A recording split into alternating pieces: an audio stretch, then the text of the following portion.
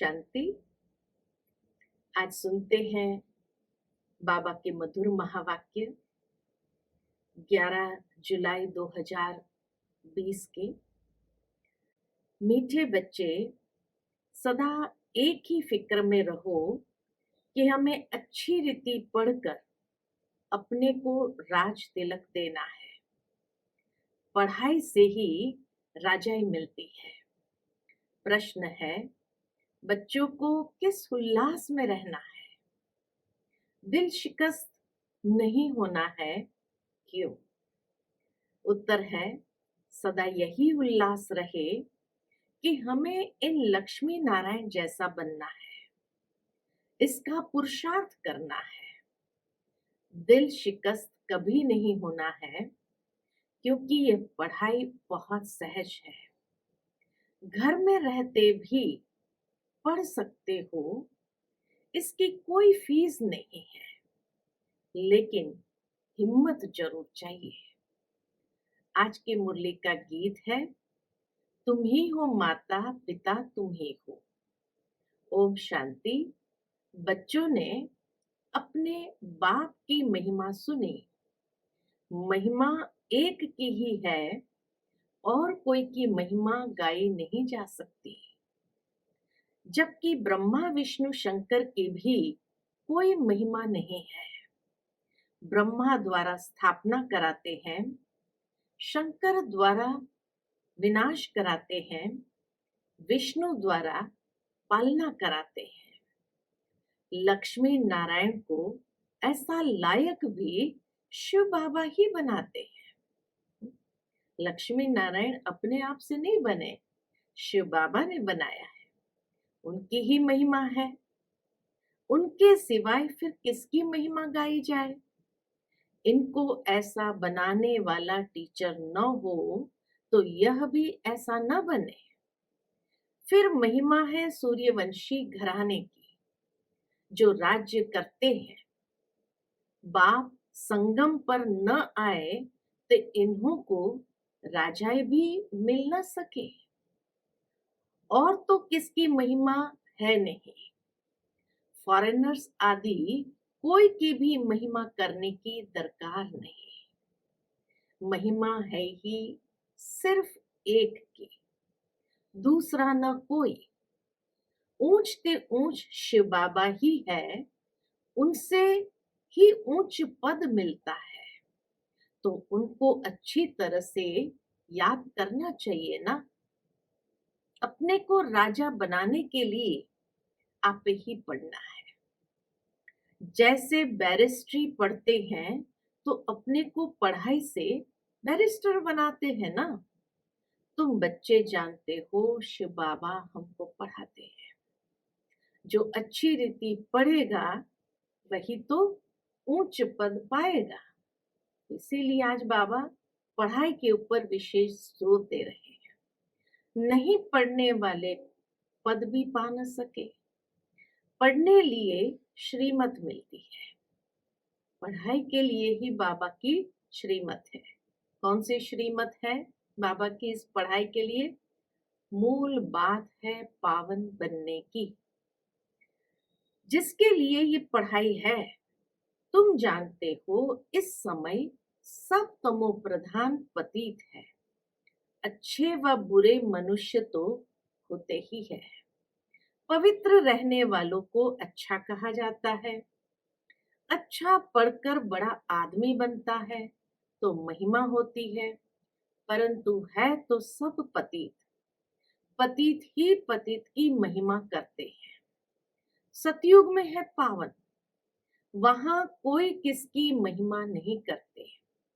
यहाँ पवित्र सन्यासी भी है और अपवित्र गृहस्थी भी है, तो पवित्र की महिमा गाई जाती है। इसीलिए दुनिया में अपवित्र गृहस्थी पवित्र सन्यासियों को नमन करते हैं, माथा टेकते हैं। वहां तो यथा राजा रानी तथा प्रजा होते हैं और कोई धर्म नहीं जिसके लिए पवित्र अपवित्र कहे।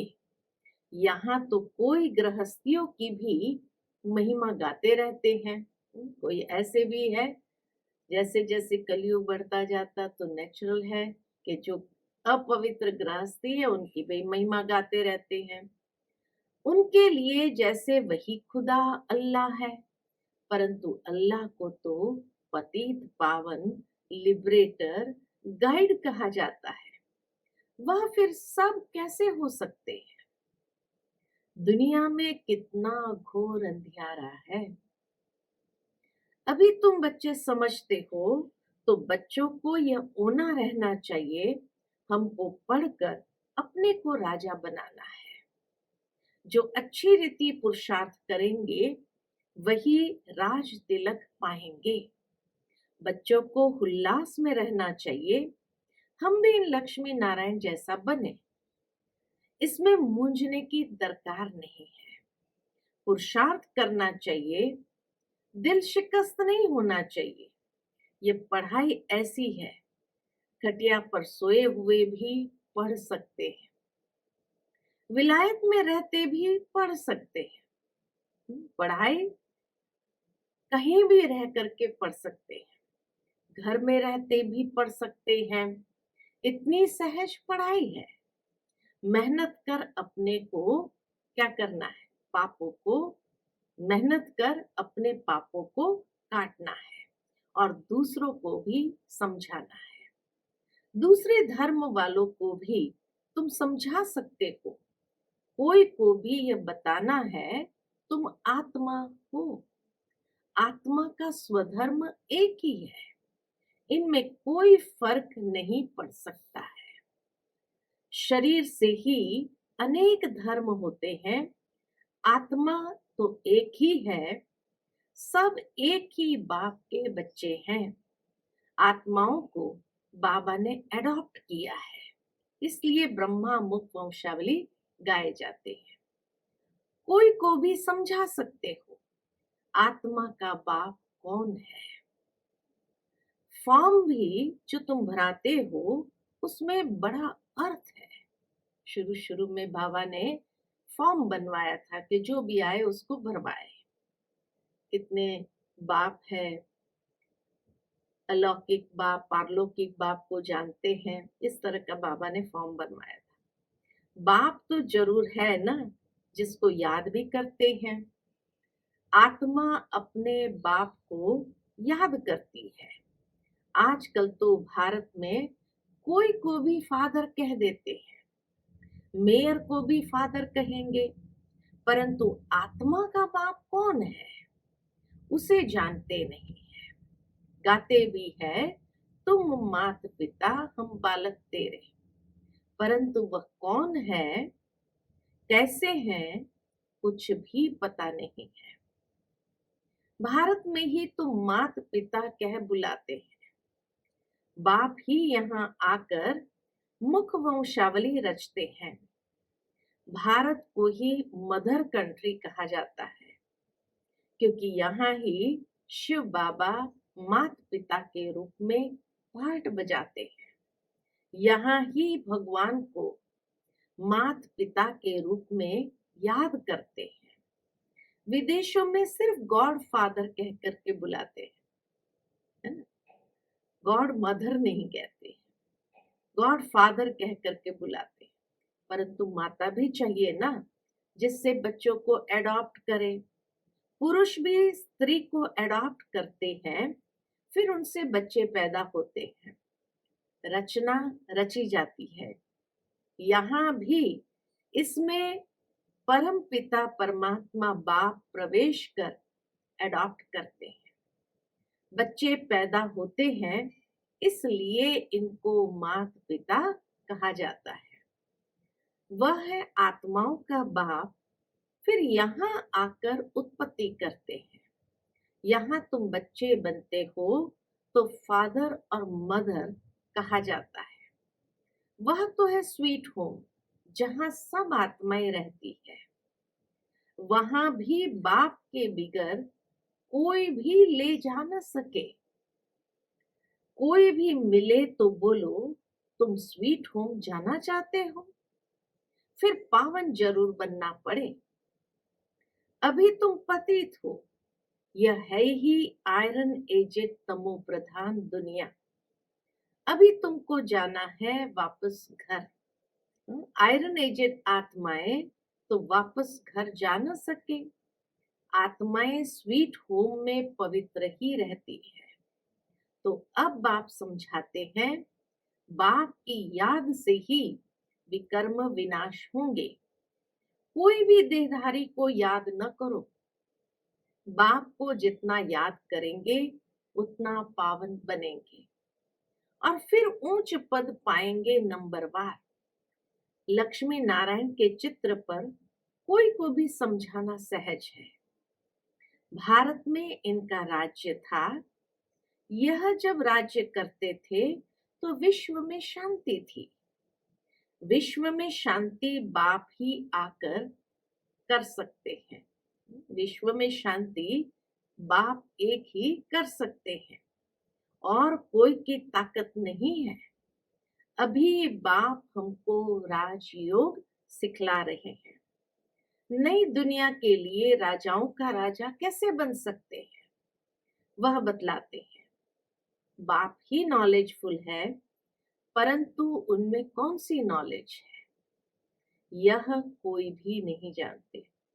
परमात्मा नॉलेजफुल है, उसमें कौन सी नॉलेज है ये बाबा कहे कोई भी नहीं जानते। सृष्टि के आदि मध्य अंत की हिस्ट्री ज्योग्राफी बेहद का बाप ही सुनाते हैं। मनुष्य तो कभी कहेंगे सर्वव्यापी है, या कहते सबके अंदर को जानने वाला है, फिर अपने को तो कह न सके। ये सब बातें बाप बैठ समझाते हैं कि आखिर भी परमात्मा का वो वास्तविक स्वरूप कौन सा है और वो इस संसार में कब आते हैं। एक बार आते हैं, अनेक बार आते हैं, सर्वव्यापी है, 10 अवतार है, 24 अवतार है। आखिर वास्तविकता क्या है ये दुनिया में कोई भी नहीं जानते हैं। तो इसीलिए बाप को आकर के हर बात बैठ के समझाते हैं। अच्छी रीति धारण कर और हर्षित होना है। इन लक्ष्मी नारायण का चित्र सदैव हर्षित मुख वाला ही बनाते हैं। स्कूल में उच्च दर्जा पाने वाले कितना हर्षित होंगे। दूसरे भी समझेंगे ये तो बहुत बड़ा इम्तिहान पास करते हैं, ये तो बहुत ऊंची पढ़ाई है। फी आदि की कोई बात नहीं, सिर्फ क्या चाहिए, सिर्फ हिम्मत की बात है। इस पढ़ाई में पढ़ने की भी हिम्मत चाहिए। अपने को आत्म समझ बाप को याद करना है, जिसमें ही माया विघ्न डालती है। बाप कहते हैं पवित्र बनो। बाप से प्रतिज्ञा कर फिर काला मुंह कर देते हैं। बहुत जबरदस्त माया है, फेल हो जाते हैं तो फिर उनका नाम नहीं गाया जा सकता। फलाने फलाने शुरू से लेकर बहुत अच्छे चल रहे, महिमा गाई जाती है। बाप कहते हैं अपने लिए आपे ही पुरुषार्थ कर राजधानी प्राप्त करनी है। पढ़ाई से ऊंच पद पाना है, यह है ही राजयोग। प्रजा योग नहीं है, परंतु प्रजा भी तो बनेंगे ना। शक्ल और सर्विस से मालूम पड़ जाता है कि यह क्या बनने लायक है। घर में स्टूडेंट की चाल चलन से समझ जाते हैं ये फर्स्ट नंबर में या थर्ड नंबर में आएंगे। यहाँ भी ऐसे है। जब पिछाड़ी में इम्तिहान पूरा होगा तब तुमको सब साक्षात्कार होगा। साक्षात्कार होने में कोई देरी नहीं लगती है। फिर लज्जा आएगी, हम नापास हो गए। नापास होने वाले को प्यार कौन करेगा। मनुष्य बाइस्कोप देखने में खुशी का अनुभव करते हैं, लेकिन बाप कहते हैं नंबर 1 गंदा बनाने वाला है बाइस्कोप। उसमें जाने वाले बहुत करके फेल हो गिर पड़ते हैं। कोई कोई फीमेल भी ऐसे हैं जो बाइस्कोप में जाने बिगर नींद ना आए। बाइस्कोप देखने वाले अपवित्र बनने का पुरुषार्थ जरूर करेंगे। यहाँ जो कुछ हो रहा है, जिसमें मनुष्य खुशी समझते हैं, वह सब दुख के लिए है। यह है विनाशी खुशियां। इस दुनिया में है विनाशी खुशियां। अविनाशी खुशी अविनाशी बाप से ही मिलती है। तुम समझते हो बाबा हमको इन लक्ष्मी नारायण जैसा बनाते हैं। वैसे आगे तो 21 जन्म के लिए लिखते थे, अभी बाबा लिखते हैं 50-60 जन्म, क्योंकि द्वापर में भी पहले तो बहुत धनवान सुखी रहते हो ना, 3 हिस्सा सुख बाबा देते हैं। तो इसीलिए बाबा कहे द्वापर के बिगिनिंग में भी बहुत सुखी रहते हो ना। बल पतित बनते हो तो भी धन बहुत रहता है। ये तो बिल्कुल जब तमो प्रधान बनते हैं तब दुख शुरू होता है। पहले तो सुखी रहते हो, जब बहुत दुखी होते हो तब बाप आते हैं। महा अजामल जैसे पापियों का भी उद्धार करते हैं। बाप कहते हैं मैं सबको ले जाऊंगा। कहाँ? मुक्ति धाम। बाबा कहे मैं सबको ले जाऊंगा मुक्ति धाम। फिर सतयुग की राजाएं भी तुमको देता हूं। सबका कल्याण तो होता है ना, सबको अपने ठिकाने पर पहुंचा देते हैं, शांति में व सुख में। सतयुग में सबको सुख रहता है, शांति धाम में भी सुखी रहते हैं। शांति धाम में भी कोई प्रकार की अशांति नहीं है। कहते हैं विश्व में शांति हो। बोलो इन लक्ष्मी नारायण का जब राज्य था तो विश्व में शांति थी ना। दुख की बात हो नहीं सकती, न दुख न अशांति। यहाँ तो घर घर में अशांति है, देश देश में अशांति है, सारे विश्व में ही अशांति है। कितने टुकड़े टुकड़े हो पड़े हैं, कितनी फ्रैक्शन है। बाबा कहे दुनिया में कितने फ्रिक्शन है। 100 माइल पर भाषा अलग है। अब कहते हैं भारत की प्राचीन भाषा संस्कृत है। अब आदि सनातन धर्म का ही किसको पता नहीं है, तो फिर कैसे कहते हैं कि यह प्राचीन भाषा है? तुम बता सकते हो आदि सनातन देवी देवता धर्म कब था? तुम्हारे में भी नंबरवार है। कोई तो डल हेड भी होते हैं, देखने में भी आता है ये जैसे पत्थर बुद्धि है। अज्ञान काल में भी कहते हैं ना, हे भगवान इनकी बुद्धि का ताला खोलो। भगवान को ही कहते हैं कि हे प्रभु इनकी बुद्धि का ताला खोलो। बाप तुम सब बच्चों को ज्ञान की रोशनी देते हैं, उससे ताला खुलता जाता है। फिर भी कोई कोई की बुद्धि खुलती नहीं है। कहते बाबा आप बुद्धिवानों की बुद्धि हो, हमारे पति की बुद्धि का ताला खोलो। बाप कहते हैं इसलिए मैं थोड़ी आया हूं जो एक एक की बुद्धि का ताला बैठ खोलूं, फिर तो सबकी बुद्धि खुल जाए, सब महाराजा महारानी बन जाए। हम कैसे सबका ताला खोलेंगे? बाबा कहे हम कैसे सबका ताला खोलेंगे? उनको सतयुग में आना ही नहीं होगा तो हम ताला कैसे खोलेंगे? ड्रामा अनुसार समय पर ही उनकी बुद्धि खुलेगी, मैं कैसे खोलूंगा? ड्रामा के ऊपर भी है ना, ड्रामा में हर एक का पार्ट अपना अपना है, सब फुल पास थोड़ी होते हैं। स्कूल में भी नंबरवार होते हैं, यह भी पढ़ाई है। प्रजा भी बनना है, सबका ताला खुल जाए तो प्रजा कहाँ से आएगी? यह तो कायदा नहीं है। तुम बच्चों को पुरुषार्थ करना है, हर एक के पुरुषार्थ से जाना जाता है। जो अच्छी रीति पढ़ते हैं उनको जहां तहां बुलाया जाता है, बाबा जानते हैं कौन कौन अच्छी रीति सर्विस कर रहे हैं। बच्चों को अच्छी रीति पढ़ना है, अच्छी रीति पढ़ेंगे तो घर ले जाऊंगा। बाबा का अच्छी रीति पढ़ेंगे तो घर ले जाऊंगा, फिर स्वर्ग में भेज दूंगा, नहीं तो सजाएं बहुत कड़ी है, पद भी भ्रष्ट हो जाएगा। स्टूडेंट को टीचर का शो निकालना चाहिए। गोल्डन एज में पारस बुद्धि थे, अभी है आयरन एज, तो यहाँ गोल्डन एज बुद्धि हो कैसे सकती। विश्व में शांति थी जबकि एक राज्य एक ही धर्म था। अखबार में भी तुम डाल सकते हो, भारत में जब इनका राज्य था तो विश्व में शांति थी।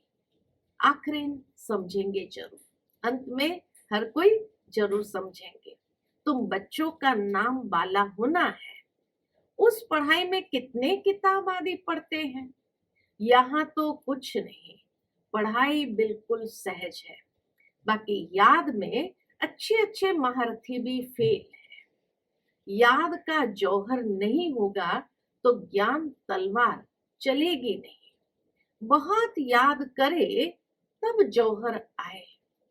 भल बंधन में भी है, फिर भी याद करते रहते तो बहुत फायदा है। कभी बाबा को देखा भी नहीं है, याद में ही प्राण छोड़ देते हैं तो भी बहुत अच्छा पद पा सकते हैं, क्योंकि याद बहुत करते हैं। बाप की याद में प्यार के आंसू बहाते हैं, वह आंसू मोती बन जाते हैं। कितना बाबा उन बांधलियों के महिमा करते हैं कि बाबा को देखा तक नहीं, लेकिन बाबा के प्यार में आंसू बहाती है, और ऐसे बाबा की याद में अगर शरीर भी छोड़ती है तो कितना ऊंच पद पा लेते हैं। अच्छा, मीठे मीठे सिक्के लदे बच्चों प्रति मात पिता बाप दादा का याद प्यार। Good morning. रूहानी बाप के रूहानी बच्चों को नमस्ते। हम रूहानी बच्चों के रूहानी माता पिता बाप दादा को याद प्यार, गुड मॉर्निंग, नमस्ते नमस्ते, शुक्रिया बाबा, शुक्रिया। आज की मुरली का धारणा का मुख्य सार है, पहली पॉइंट, अपने लिए स्वयं ही पुरुषार्थ कर उच्च पद पाना है। पढ़ाई से स्वयं को राज तिलक देना है। ज्ञान को अच्छी रीति धारण कर सदा हर्षित रहना है। दूसरी पॉइंट, ज्ञान तलवार में याद का जौहर भरना है। याद से ही बंधन काटने हैं। कभी भी गंदे बाइस्कोप देख अपने संकल्पों को अपवित्र नहीं बनाना है। आज की मुरली का वरदान है, सदा एकांत में, सदा एकांत और सिमरण में व्यस्त रहने वाले बेहद के वानप्रस्थी भव।